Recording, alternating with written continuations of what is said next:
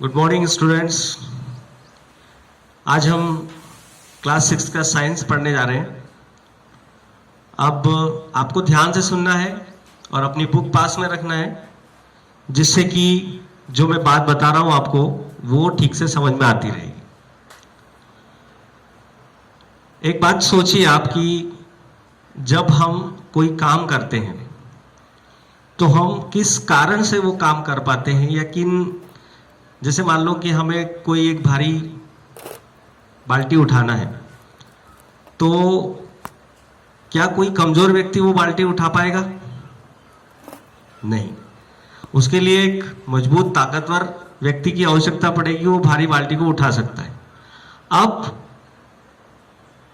प्रश्न ये है, क्वेश्चन ये है मेरा कि ये पावर आता कहां से है, ये एनर्जी हमको मिलती कहां से है?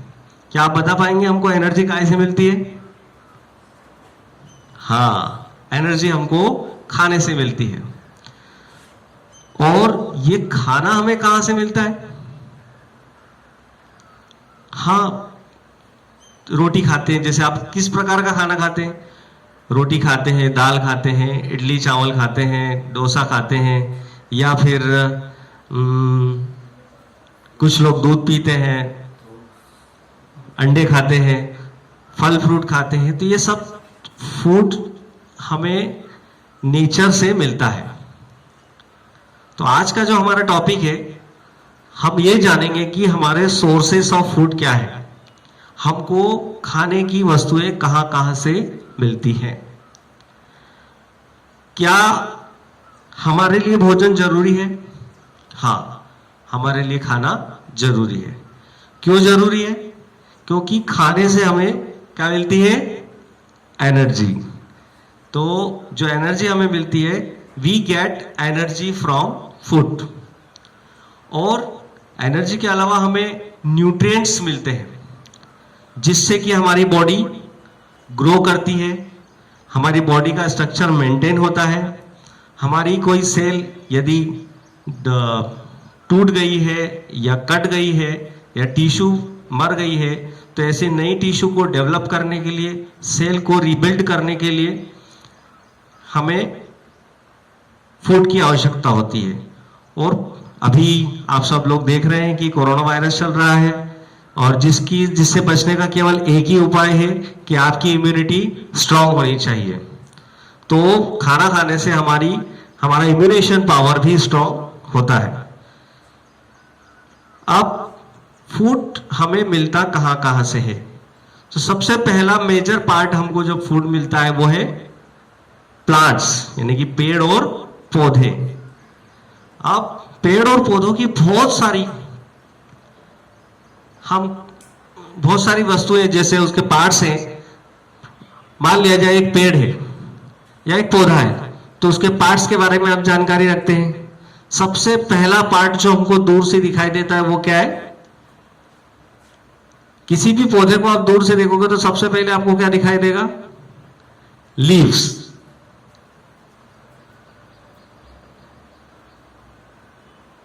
हम लीव्स खाते हैं। आप सब लोग सब्जी के रूप में कोई ना कोई पत्ती खाते होंगे, जैसे कि मेथी, स्पिनच, कैबेज। ये सब पत्ती वाले भोजन है जिनको हम खाते हैं। इसके अलावा क्या खाते हैं आप? और दूसरी चीज क्या दिखती है उसके अंदर? फ्लावर, है ना? हम फ्लावर भी खाते हैं। फ्लावर में क्या खाएंगे? जैसे कि कॉलीफ्लावर। आप फ्रूट्स के रूप में एक बनाना खाते हैं, वो भी एक प्रकार का क्या है? फ्लावर ही है। और भी कई तरीके के फ्लावर खाते हैं अपन। एक मशरूम है, मशरूम की सब्जी जब खाते हैं तो वो भी एक प्रकार का क्या है? फ्लावर ही है। और क्या खाते हैं? इसके अलावा क्या दिखता है उस पेड़ के अंदर? फ्रूट्स।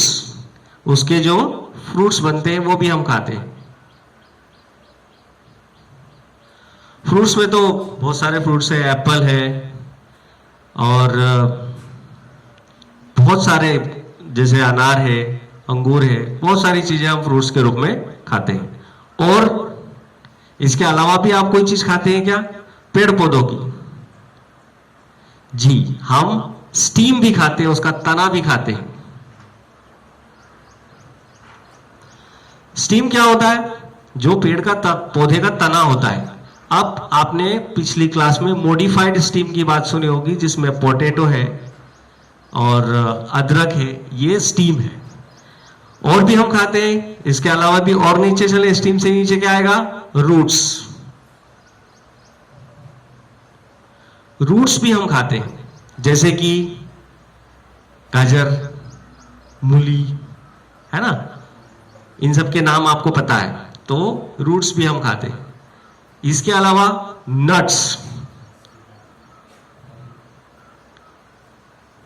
नट्स में जैसे कैश्यू नट, बादाम, ये सब भी हम खाते हैं। और एक चीज आती है वेजिटेबल्स।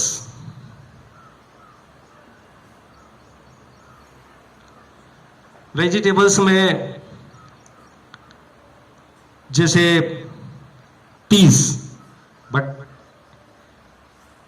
बीन्स, ककम्बर, ब्रिंजल और टोमेटो, ये एक वेजिटेबल्स है। इसको हम फ्रूट्स नहीं बोल सकते, इसमें रस नहीं निकलता है, इसलिए हम इसे फ्रूट्स नहीं बोल सकते। इनको वेजिटेबल से एक अलग ग्रुपिंग करना होगी।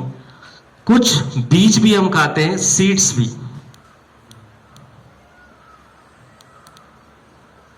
क्या क्या खाते हैं? सीड्स भी हम खाते हैं। सीड्स जैसे कि जितने भी अनाज हम खाते हैं वो सारे सीड्स कैटेगरी में आएंगे। How many parts of plant we can eat, we are eating? 1 2 3 4 5 6 7 8। अब आपका ये काम है, इसको नोट करना है।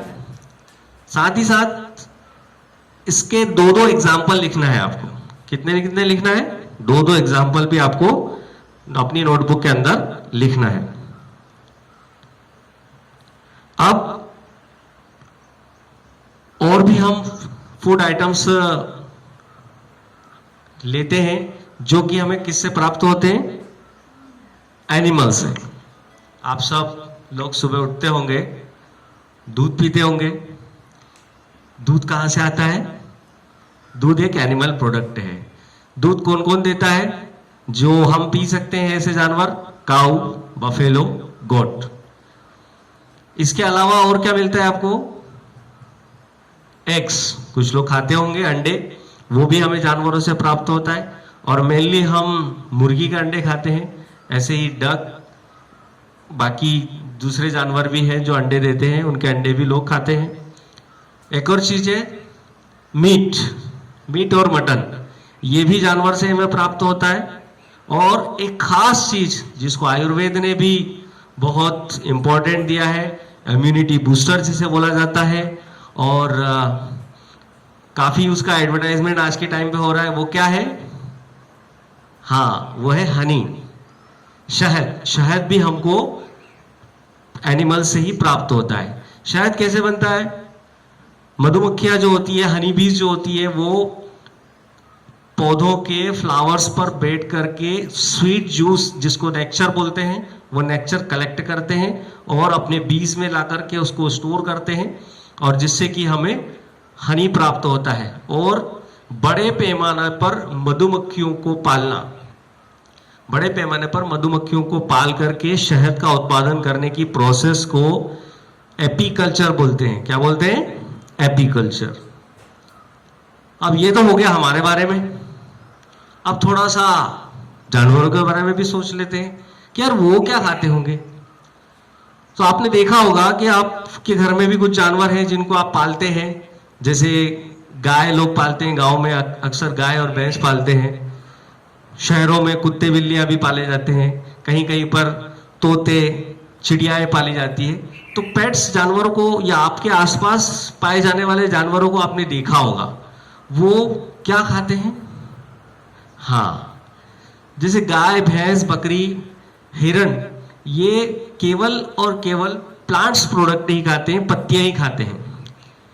इसलिए इस प्रकार के जानवरों को हम हर्बीवोर्स बोलते हैं, हर्बीवोरस एनिमल, जो केवल हर्ब्स एंड श्रब्स पे ही डिपेंड होते हैं, यानी कि पत्तियों, झाड़ियों को ही एक खाते हैं। कुछ जानवर ऐसे हैं जैसे कि वाइल्ड एनिमल्स, आपका लायन, टाइगर, जो जंगल में पाए जाते हैं, ऐसे जानवर दूसरे जानवरों को मार करके खाते हैं, तो उनको हम कार्निवोरस एनिमल बोलते हैं, जो कि दूसरे जानवरों का मांस, उनको मार करके उनका मांस खाते हैं। कुछ जानवर ऐसे होते हैं जो ओमनिवर्स, जो दोनों खाते हैं, मतलब मिल जाए तो मांस भी खा लेंगे और नहीं तो रोटी भी खा लेंगे या पेड़ पत्ती भी खा लेंगे। जैसे कि हम मानव दोनों चीजें खा लेता है, और आपने देखा होगा डॉग, वो भी दोनों चीजें खा लेता है। कुछ पक्षी हैं जैसे कौवा है, ये कीड़े मकोड़ों को भी खा लेते हैं, और अगर आप उसको उनको दाने डालो तो दाने भी खा लेते हैं। इस प्रकार से the animal that eat both plant and animal flesh are called omnivores और ओमनिवोरस एनिमल। अब कुछ ऐसे हैं जो इनसे भी अलग हटके हैं, शायद आपको इसके बारे में जानकारी नहीं है। आपने देखा होगा कभी कभी कोई जानवर मरा पड़ा रहता है तो ऊपर आसमान में बहुत सारी चील उड़ती है, तो वो इस प्रकार के जानवर हैं जो केवल और केवल मरे हुए जीव जंतुओं को ही खाते हैं, न तो मारते हैं, न बनाते हैं, न शिकार करते हैं, लेकिन जो मर जाता है उसको खाते हैं, इसलिए उसको स्कैवेंजर्स या डिकम्पोजर बोला जाता है। डिकम्पोजर को हम अपनी आंखों से आसानी से देख नहीं सकते, लेकिन स्कैवेंजर को देख सकते हैं। आपने चील देखी होगी, और एक लकड़बग्गा 4 पांव का जानवर होता है, वो भी मरे हुए जानवरों को खाता है, दूसरे के किए हुए शिकार को अपना शिकार बनाता है। तो स्कैवेंजर जो होते हैं वो मरे हुए जानवरों को खाते हैं। एक डिकम्पोजर होता है जो हम आसानी से देख नहीं पाते हैं, लेकिन गौर करेंगे, एक केला खाकर आप छिलका उसको एक जगह पर रख दीजिए, दूसरे दिन आप देखेंगे कि वो थोड़ा काला पड़ जाएगा, तीसरे दिन आप देखेंगे कि वो थोड़ा थोड़ा और पतला हो चुका है, और चौथे दिन आपको वो शायद दिखाई न दे। तो ऐसे डिकम्पोजर होते हैं जो उसको डिकम्पोज कर देते हैं, खा खा कर मिट्टी में ही मिला देते हैं। तो इसलिए ये स्कैवेंजर्स एंड डिकम्पोजर हमारी मदद भी करते हैं। अब ये कैसी मदद करते हैं? भाई कोई जानवर मर गया है तो बदबू मारेगा क्या? अगर उसको मरे हुए को कोई खा लेता है तो वो बदबू नहीं आएगी। मतलब हमारा एनवायरनमेंट क्लीन करने का काम करते हैं। सड़ा हुआ भोजन अगर कोई खा लेता है तो उसकी बदबू नहीं आएगी, और उससे दूसरे जो हानिकारक यानी कि हार्मफुल बैक्टीरिया है वो भी हमको नहीं प्राप्त होंगे, वो भी हमको हार्म नहीं कर सकते।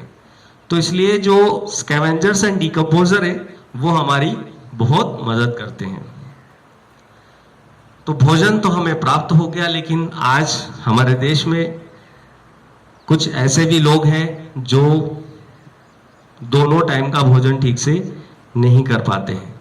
हमारे देश में खाद्यान्न की कमी है, और इस कमी को दूर करने के लिए हमें प्रयास करना है। हमारे किसान भाई दिन रात मेहनत कर रहे हैं, खूब प्रयास कर रहे हैं कि देश में इतना खाना या इतना अनाज पैदा हो जाए कि हमें कहीं दूसरे देशों से उसे मंगाना न पड़े। जिसके लिए हमें क्या काम करना होगा? हमें किसानों को प्रोत्साहित करना होगा, उनका सम्मान करना होगा, साथ ही साथ अपने प्रोडक्शन को, फूड प्रोडक्शन को किस तरीके से बढ़ाया जाए, इसके लिए नई नई टेक्निक का इस्तेमाल करना होगा, जिससे कि हमारा फूड प्रोडक्शन बढ़े। साथ ही साथ एक और काम करना होगा, हम सब अपने घरों में अनाज को इकट्ठा करने का काम करते हैं। हम कहीं उसको स्टोर करते हैं तो कभी कभी उसके अंदर छोटे छोटे कीड़े पड़ जाते हैं, या चूहे नुकसान कर जाते हैं, या फिर स्टोरेज प्लेस ऐसी नहीं हो पाती है जहां पर सभी मौसम से उसे बचाया जा सके, तो कभी बारिश में गीला हो जाता है। तो प्रॉपर स्टोरेज फैसिलिटीज हमको प्रोवाइड करनी होगी या बनानी होगी। साथ ही साथ एक और खास चीज जिसे आप कर सकते हैं, do not waste our foods. हमारे भोजन को आप बर्बाद नहीं करें, थाली में उतना ही ले जितना हम खा सकें। अब लास्ट, ये आपका लेसन का पूरा समरी था। लास्ट में आपको एक्सरसाइज दी गई है, वो एक्सरसाइज आपको बुक में करनी है, जिसमें tick the correct answer, fill in the blanks और वेरी शॉर्ट आंसर के आंसर आपको खुद ही देना है। आपको बाद में शॉर्ट आंसर और लॉन्ग आंसर के क्वेश्चंस एंड आंसर दोनों आपको ग्रुप पे भेज दिए जाएंगे। Thank you.